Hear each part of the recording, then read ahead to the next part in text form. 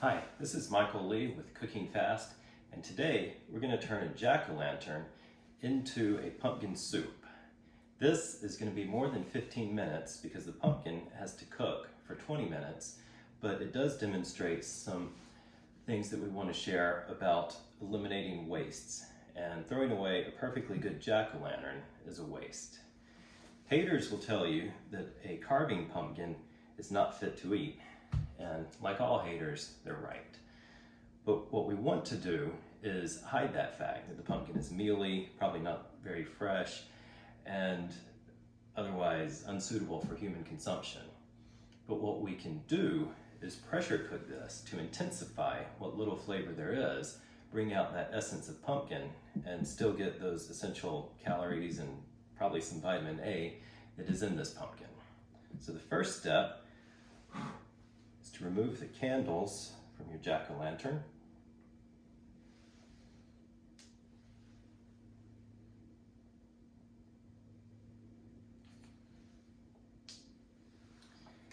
And cut off whatever looks decent. I would avoid the face area and cut away from the pieces that you've already cut. So, again, cut away from your hand.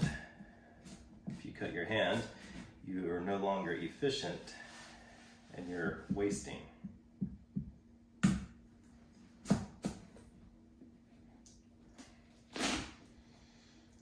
we have here is your regular pumpkin flesh. It's got the peel, the inside that's been half-heartedly scraped out for the jack-o'-lantern. And with this, what we want to do is take about 500 grams and make a soup out of it. We're going to pressure cook it with butter, salt, baking soda, and a cinnamon stick to reduce the amount of water inside the pumpkin, let it cook at that higher than boiling temperature inside the pressure cooker, and caramelize it, the same that would happen if you roasted it at a much higher temperature, and we're able to cook the water off and then get that higher temperature to it. In other words, it'll taste like canned pumpkin. So this is about double what we need.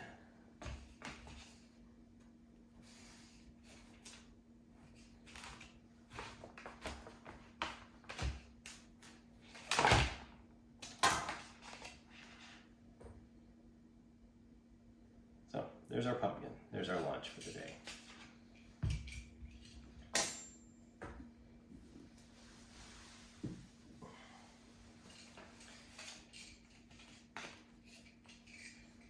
With this, because carving pumpkins have been who knows where,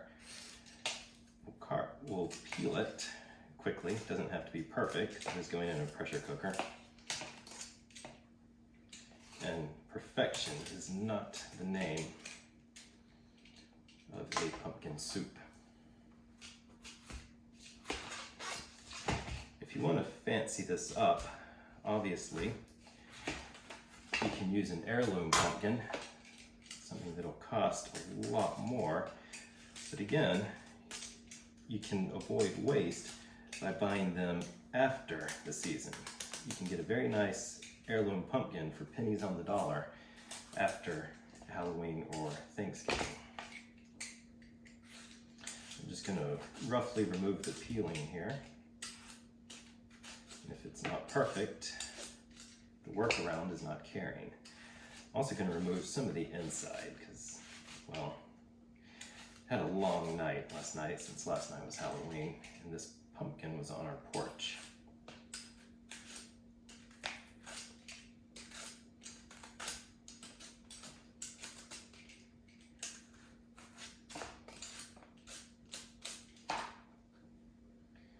Now, some decently sized pieces of pumpkin.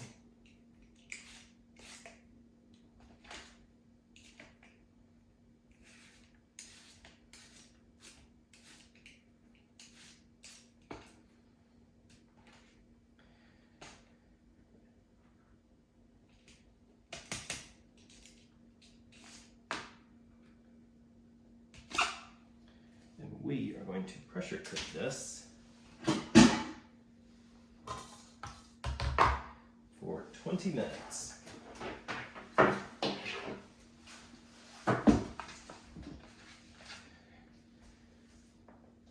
So what I'm going to do here is add 1 stick of butter. This butter is frozen. It's part of that whole drive for efficiency because we're not going to waste butter letting it get old if it's frozen if we're going to cook it. Turn this to saute so it can be heating up while I'm clowning around. So 1 stick of butter, our pumpkin,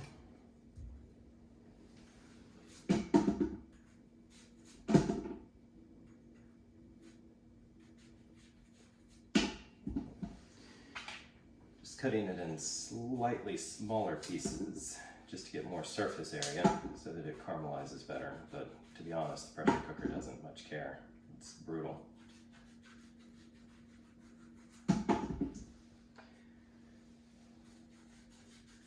And I've also gone against my own rule and measured out the salt, 5 grams for 500 grams of pumpkin, and half of that in baking soda. That's to raise the pH of this to help it caramelize better.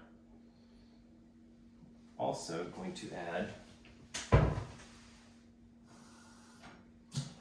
30 grams of water so the pressure cooker does not explode. I'm actually going to add 32 grams. And a cinnamon stick. Stir to combine so the salt and the baking soda is everywhere. Here's that pumpkin, salt, and baking soda cooking together. And the cinnamon stick. Just get it all in a good place here. This idea of caramelizing vegetables with a little baking soda and a lot of butter I got from Modernist Cuisine at Home by Nathan Myhrvold, which I suggest you get. He has several caramelized recipes. Probably the most famous is the ceiling. This is caramelized carrot soup. So for this, we will set it for manual high pressure, 20 minutes. And we'll wait. After the 20 minutes are up, you can see the finished result. The next step in the recipe is to turn your caramelized pumpkin into soup. And to do that, we're going to use a milk base. Bit, honestly not measuring. Little apple cider.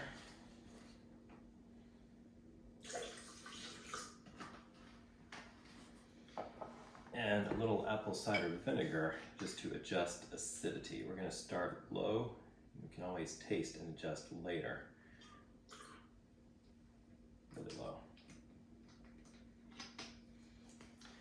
I've taken the container outside of the Instant Pot, run some cool water over to help cool it off. I don't like putting super hot things into plastic, even though the Vitamix can handle it. So we are going to put this in here. I recommend not putting the cinnamon stick in.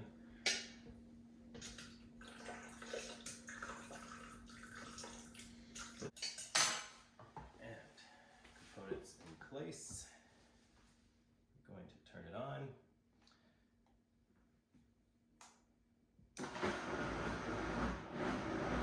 Slowly increase the speed.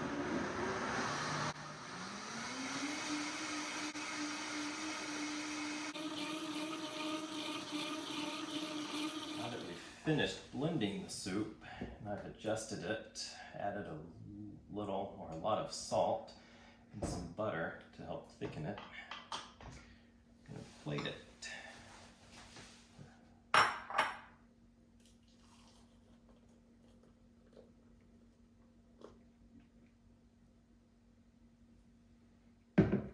See, got a perfect soup there, which I'm going to top toasted sesame oil